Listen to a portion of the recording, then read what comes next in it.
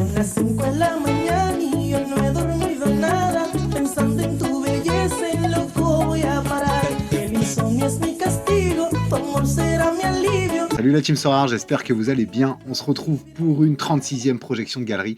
Ça va nous permettre aussi de parler un peu de stratégie, de comment s'adapter justement à la réduction des essences dans les box, etc., qui deviennent moins attractives. Ça tombe bien, il a une galerie moyenne, on va dire, un peu plus de 500 euros. Il a aussi 200 voire 300 euros de dispo, mais je vais n'en prendre qu'une partie, vous allez voir. Il a une galerie assez intéressante parce que très focalisée sur la championne, et ça, j'aime beaucoup parce que c'est ce qui rapporte le plus aussi, on va pas se le cacher, selon bien entendu nos résultats. Mais en tout cas, c'est celle qui est susceptible de rapporter le plus. Regardons tout de suite sa galerie, ça me permettra de faire des parallèles aussi avec la mienne. C'est parti. Il a une valeur de galerie de 706 euros, mais attention, il y a aussi des cartes en rare, des cartes en super rare et également du basket. Si on regarde ici et qu'on ne prend que le football, effectivement, on arrive à 607 euros. J'enlève également les 5 cartes rares. Il a de quoi vendre pourtant, hein, Jérémy Fripon, qui est intéressant. Il peut la vendre aussi. C'est pour ça que j'estime plutôt à hauteur de 530 euros réellement sa galerie limited. Il a 4,96 de reward winning line-up. Attention, il est rentré aussi le 15 juin 2022 et comme il nous le dit, il jouait essentiellement les paliers et il a réellement repris, j'ai envie de dire, à jouer depuis ce début de saison. Donc ça ne veut pas forcément dire grand-chose. Ce qui est intéressant, c'est qu'il a 64 cartes limited. Alors j'enlève les 4 ou 5 NBA, donc une soixantaine de cartes foot et il a quand même, vous voyez, 500 euros, je disais, de valeur de galerie, ce qui fait du coup une moyenne par carte hyper intéressante. Donc il y a de la qualité dans sa galerie, ça m'a vraiment permis d'aller jusqu'au bout aussi. Je vous montre. 59 cartes réellement en limited, 534 euros, une moyenne par carte de 9 euros. C'est vraiment pas mal et assez élevé, je trouve intéressant. C'était un joueur palier, comme je le disais. Après une longue pause, il s'est relancé à 100% cette saison. Il a mixé des équipes avec de la classique et de la in, mais au vu de la difficulté de perf en classique, il est passé en full in season depuis peu. Ça, c'est cool, bravo. J'ai seulement gardé une équipe en classique, c'est son Stack OL, car c'est son club de cœur. Pourquoi la garder en classique? Ça, c'est là où je m'interroge. Vous allez voir que j'ai changé. Après, de manière globale, je suis pas mal les 5 grands championnats et les équipes de ces joueurs. Depuis le début de saison, pas de grosses perfs, beaucoup de box. Ouais, t'es comme moi. Une 10e place en contender. Félicitations in season. Son objectif, c'est de pouvoir se rapprocher un peu plus du cash et pourquoi pas cash un peu plus souvent. Ou alors un peu plus gros. C'est ça aussi l'objectif. Il a du cash 2-3 fois max depuis le début de saison, ce qui est quand même pas mal. Il se pose la question de savoir si justement il fait les bons choix en termes d'achat ou s'il doit remplacer certains joueurs. J'ai vraiment creusé jusqu'au bout, ça va être intéressant. Si il doit peut-être renforcer ses équipes actuelles ou même pourquoi pas faire une autre équipe in season. Allons voir, il a 200-300 euros de dispo, je vais en utiliser que 100 à peu près. Il a oublié de préciser qu'il a quelques joueurs en AR, certainement peut-être c'est rare ou super rare. En tout cas, moi je les revends. Au niveau de la répartition de sa galerie, mine de rien, il a quand même 24% en Chal et 18% en Contender avec un stack Benfica et un stack Cologne, il me semble. Donc vous allez voir aussi que ça prend une partie de son roster et sinon 307 euros en Champion. Voici son fichier et comme vous le voyez, j'ai vraiment bougé pas mal de choses, en tout cas recréé pas mal de choses. Je vous montre ce que je joue. Une championne, une Liga, une Bundes, une PL, une Chal et une Contender. Je trouve que c'est hyper équilibré. Ça permet aussi de se spécialiser dans les championnats, parfois peut-être de jouer la champion ou de jouer la spécialiste, selon ce qui est proposé par Sorare aussi, selon les gains qu'il peut y avoir. Ça peut permettre aussi de jouer un peu plus ardemment en midweek avec des bons joueurs. Là où je me pose la question, c'est la question du gardien. Ter Stegen est blessé. Je ne l'ai pas remplacé encore. Je me pose la question de le vendre. C'est le seul truc que j'ai pas bossé. Par contre, j'ai vraiment bossé tout son listing de joueurs. Vous le voyez là, je vends effectivement pas mal, pas mal, pas mal de joueurs pour un montant total aussi assez intéressant de 77 euros. Donc j'ai été enlever quand même pas mal de joueurs. Je l'explique. Je vends toutes ces classiques même OL pour les racheter en in et qui continuent bien entendu à kiffer. C'est important. J'irai faire ce que je vous ai dit, une équipe vraiment dans chaque championnat, mais de qualité. Et puis aujourd'hui, j'ai vu qu'il avait Aroro, par exemple, Ito aussi au Bayern. Bah, je les vends pour prendre des titulaires parce que bon, Aroro, là, il me semble que c'est blessé, mais ça joue peu. Bien entendu, Ito, pareil, c'est dans la rota. J'irai vraiment prendre des titulaires valeurs sûres pour vraiment optimiser le roster. Je vends également des Palinha peu de haut score, mine de rien, pour Palhinha, si vous regardez au Bayern. Et puis Rodri, qui est blessé, quitte à le reprendre aussi un peu plus tard. Mais là, j'optimise, c'est 25 euros toujours. C'est quand même une grosse partie aussi de ton roster, disons 5% déjà de ton roster. Donc, effectivement, je vais vendre quand même pas mal de joueurs que tu as et je garde par contre ton stack Benfica et Cologne. Écoute, si ça te permet de kiffer avec, intéressant aussi. Les joueurs en plus sont intéressants. Donc voilà, intéressant, comme je le disais. Donc, je prends à l'OL, et vous les connaissez, Tagliafico, Niakate, Kaletassar, Maitland-Niles, Tolisso, Lacazette et Fofana. Je garde Ramos, qui va certainement revenir aussi de blessure, donc peut-être le revendre aussi dès qu'il est revenu peut-être de blessure pour prendre un autre attaquant, ou si Ramos joue, garder Gonzalo Ramos. J'ai fait l'exercice aussi pour Schlager, attendre son retour de blessure pour le vendre, parce que c'est sûr que si tu le vends à 3 euros aujourd'hui, bon, tu ne seras pas gagnant. Attends peut-être son retour de blessure pour vendre. Je prends aussi, du coup, en Liga, donc comme je vous le dis, j'irai compléter ici, peut-être prendre Peña, tant pis, en attendant, et vendre Ter Stegen, quitte à ensuite à anticiper et prendre un autre gardien. Il y a des gardiens intéressants aussi en Liga, donc pourquoi pas se diriger, on va les voir, qui peut être intéressant sur le fichier Vision d'ailleurs. Et puis, je prends Rudiger, Mendy, je trouve les prix très bas. Bah oui, le Real a pris une fessée contre Barcelone, du coup, les prix s'effondrent aussi. Je pense que le Real relèvera la tête. Donc, Camavinga, Tchouaméni aussi, je trouve hyper intéressant d'avoir les deux pour ce prix-là. Nicolas Pepe de Villarreal, je vous montre, et Nico Williams à 38 euros, j'adore aussi. Donc, regardons ce que je propose. Comme toujours, j'utilise le fameux fichier Dotaou qui est une mine d'or. Donc, je vais bien sur l'onglet Database. Hop, je crée ma petite vue filtrée ici dans Données. Hop, et on va aller voir du coup les gardiens, tiens, en Liga. Donc, je sélectionne uniquement l'Espagne ici dans les filtres. Hop, Espagne 1 ici. Et bien entendu, juste les gardiens et si possible les gardiens qui jouent. Donc, gardiens ici et qui ont L5. Allez, je vais mettre hop, supérieur à 60 ici. Voilà. Donc, vous voyez ce qui s'affiche, et c'est Rui Silva qui ressort effectivement en tête ici. Inaki Peña deuxième, Alex Remiro. Donc ça, pour ça, on prend les L15 bien entendu. Ce qui est intéressant de regarder aussi, c'est bien entendu ceux qui ont le plus gros taux ici de DS. Évidemment, ça veut dire qu'ils font le plus de clean sheet. Si on regarde celui qui fait le plus de clean sheet, là, à l'heure où on se parle, c'est bien Remiro, effectivement, dans ceux que j'ai à l'écran. Et ensuite, on a Agui Rezabala, j'arrive jamais à le dire aussi, qui est deuxième, et sinon Peña ressort effectivement troisième, et Rui Silva, ah non pas Rui Silva, pardon, Greff et Niland, aussi le gardien de Séville, ressortent 4 5e. Donc voilà, il y a des gardiens intéressants. Les prix ici sont bien entendu à prendre avec des pincettes, parce que c'est un mix entre ce qui se vend en classique et ce qui se vend en in, donc on est entre les deux tout le temps. Moi, je pense qu'un petit Rui Silva peut être intéressant parce que ça joue aussi les midweek, tout comme les Remiro. Donc, pourquoi pas plutôt se diriger vers un de ces deux gardiens que j'ai d'ailleurs, Silva et Remiro. Silva, à son prix, il est à 18 euros, effectivement, en classique ici. Par contre, attention, j'ai dit une bêtise. Silva, effectivement, il n'a pas joué, il était remplaçant en Coupe d'Europe. Donc, lui, ça sera essentiellement, potentiellement pour le championnat. Remiro, lui, il est à 24 euros. 24 euros. Et si on regarde ici, pareil, lui, il n'a pas joué non plus en Coupe d'Europe. Ça fait tourner, j'ai l'impression, au niveau des gardiens. Donc voilà, en tout cas pour le championnat, l'un des deux, c'est intéressant.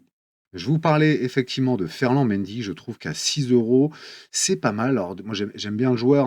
Il y a ça aussi qui joue. Mais bien entendu, si on regarde ses scorings, c'est pourri dernièrement. Alors attention, le Real n'a pas non plus été flamboyant. J'ose espérer qu'en retrouvant sa domination, Madrid pourra aussi justement compter sur ses latéraux et donc Ferland Mendy pour retrouver un scoring, j'ai envie de dire, un peu plus à ce qui nous a habitués, comme on le voit ici dans cette période-là. Il est capable d'aller chercher des scores intéressants, Ferland Mendy. Moi, j'aime bien le défenseur. Donc voilà, je trouve que pour 6 euros, si ça retrouve ses lettres de noblesse, ça peut être aussi un bon coup d'achat-revente. Et Rudiger à 14,69 effectivement en in-season. Bon, Rudiger, c'est aussi solide, vous le connaissez bien. Donc voilà, international allemand en plus. Voilà, je pense que voilà, 15 euros, ça fait un bon défenseur en in. Les autres joueurs, vous connaissez, mais je voulais zoomer sur Pepe, que je trouve intéressant pour la simple et bonne raison que le match-up est aussi intéressant. Donc, ça joue contre Alaves, même si Alaves a gagné 1-0 ce week-end, normalement, Villarreal à domicile, ça devrait être bien entendu favori. Et peut-être que Nicolas Pepe pourrait sortir son épingle du jeu. En tout cas, ça joue aussi à Villarreal, même si il tourne de temps en temps, évidemment. Mais je pense que ça pourrait scorer contre Alaves à 3 euros, à moins de 3 euros en in-season. on voit la différence entre la classique et la in. Ça m'intéresse aussi. Donc, Pépé qui est capable de faire du AA, bien entendu, parce que ça dribble souvent, même si là, c'est pas flagrant depuis le début de saison. On sait que c'est un joueur qui provoque, qui est capable d'être décisif, etc. Donc, voilà, Nicolas Pépé, je le tente. Et je parlais de roster dynamique, et c'est là où c'est intéressant. Rien ne t'empêche du coup de prendre Nicolas Pépé, et c'est plus 4 mais 3 euros plutôt ici. D'ailleurs, Rudiger, ça a monté aussi ici. Mais rien ne t'empêche effectivement de prendre Pépé, de passer la Game Week contre Alaves. S'il est décisif, tant mieux. Ça permettra justement peut-être de le revendre la midweek d'après, du coup, avec une petite plus-value.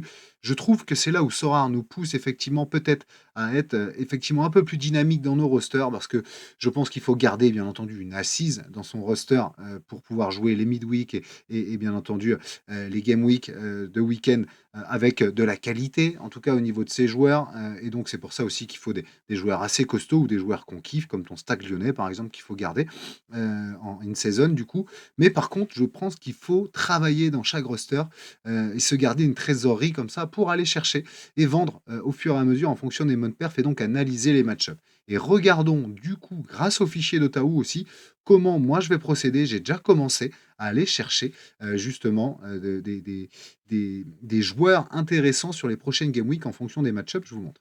Je sélectionne donc la Game Week N+2 dans le fichier d'Otahu ici juste en bas. Pourquoi? Parce que Game Week N c'est ce week-end, Game Week N+1 c'est la midweek et la N+2 c'est donc le week-end prochain. Je vais bien entendu mettre mes filtres.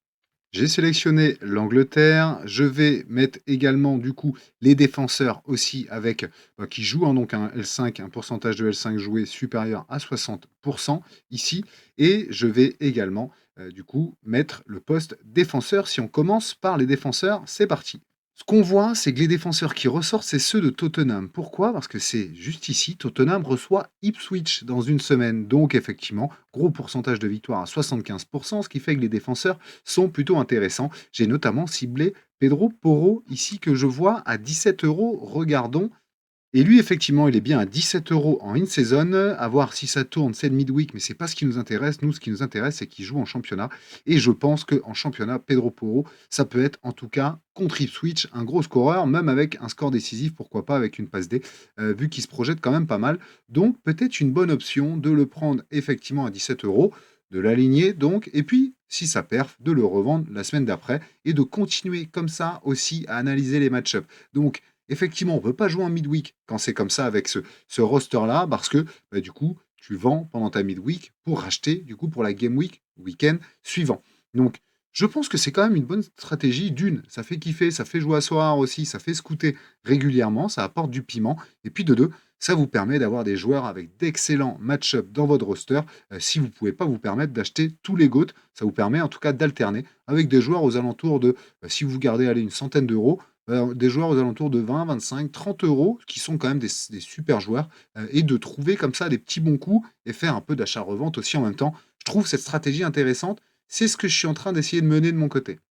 J'ai effectivement vendu quelques joueurs, j'ai 22,40 € en cash ici et 32 € du coup en ETH. Ça me permet comme ça d'avoir un peu de trésorerie pour aller acheter quelques joueurs pour la Game Week suivante, comme je vous l'expliquais. J'ai déjà pris d'ailleurs, et je vous dis ici, Bissouma, que j'ai pris aussi. Ça me permet comme ça aussi d'acheter en achat immédiat parfois et de prendre quelques tickets sur Rivals, parce que je suis qu'à 2 tickets comme vous l'avez peut-être vu. Mais en tout cas, voilà, moi les joueurs qui ont d'excellents match-up, il y a Poro et Mazraoui, je te remonte le fichier. On a donc Poro qui arrive ici quatrième avec une notation de 72%, ce qui est plutôt pas mal, et Mazraoui qui est ici. Pourquoi? Parce que Manchester United, ça va effectivement à Brighton, alors pas si évident non plus, mais Mazraoui, ça peut être effectivement un bon pic parce qu'il n'est pas très cher, on voit une moyenne à 8 € ici. Donc, je trouve hyper top de pouvoir fonctionner comme ça. Ça permet aussi de scouter. Ce fichier, en tout cas, il permet de le faire à la perfection en voyant directement les bons match-up, tout simplement, et les bons joueurs à suivre. Pourquoi j'ai pris Bissouma? Parce qu'il arrive troisième, Casemiro quatrième ici. C'est des joueurs qui sont à 4,76 et 6,14 en moyenne. Voilà, ça me donne des joueurs hyper intéressants. Bien entendu, il faut checker, voir s'ils sont titus, etc. Mais c'est le cas. Et donc, Manchester United, je vous ai dit Brighton, pardon, c'est Leicester City. C'est pour ça aussi que le match-up est intéressant. Brighton, c'était pour Manchester City. Et donc, Leicester City ou Ipswich pour Tottenham. Voilà, deux match-up hyper intéressants pour Tottenham et Manchester. Ce qui fait que dans, ici, ta projection, je t'ai mis des joueurs principalement de Tottenham ou de Manchester, comme on voit ici. Pas très cher non plus. Et devant, je t'ai pris quand même des joueurs que j'adore. Hudson-Odoi, je l'ai, il me régale. Et puis McNeil d'Everton aussi. C'est deux joueurs qui ont des scores intéressants, peu importe le match-up, etc. Et Nottingham, ça marche sur l'eau aussi depuis le début de saison. Donc, je t'ai mis Sales aussi, qui est pour moi un gardien PL hyper accessible à 18 euros et qui peut te régaler aussi. Donc voilà comment j'ai fonctionné pour ta stratégie. Je suis venu renforcer avec un Orban aussi, ta Bundesliga, parce que Bensebaini, ça n'a pas bien du tout scoré ce week-end. Donc je viens mettre un peu de qualité aussi avec Orban. J'ai vu que tu avais Brandt. Je viendrai peut-être muscler un peu plus, effectivement, ta Bundes en fonction du budget que tu veux remettre. Moi, avec les ventes, plus rare et SR, j'arrive à 165 euros de vente. Et là, j'ai 222 euros d'achat dans ce que je te montre. Donc, effectivement, il faudrait rajouter un petit peu plus. Je t'ai dit une centaine d'euros, mais ce n'est pas le cas. Il faudrait rajouter voilà, 80, même pas, 60 euros. Donc, je trouve accessible par rapport à ce que tu m'as demandé et ce que tu m'as dit. Et je trouve intéressant parce que ça apporte vraiment de la qualité. Toi, ça te permet de vibrer sur les gros championnats européens, de garder ta contender et ta challenger que tu as commencé à construire et de kiffer avec l'Olympique lyonnais, mais en champ in season, parce que tu serais content d'avoir du cash avec Lyon en champ in season plutôt qu'une petite T2 ou T3 qui serait pas forcément hyper bien cotée en plus. Voilà pourquoi je t'incite vraiment à aller full in season et à travailler ce dynamisme dans ton roster. J'espère que l'idée vous plaît. Voilà pour cette projection que j'ai trouvée hyper intéressante parce que vous l'avez vu, ça m'a permis aussi de scouter de mon côté. J'essaye d'allier les deux, hein, de mon jeu Sora et les projections pour optimiser le temps, bien entendu. Et donc, cette galerie m'a fortement servi. Merci à toi, l'ami Atlas. J'espère que ça vous a plu. On se retrouve prochainement pour une autre projection de galerie. J'attends toujours une réponse de mon invité Blabla Sora. C'est pour ça aussi que ça tarde un peu. J'espère que cette semaine, il aura un peu plus de dispo. Allez, salut la team. Ciao.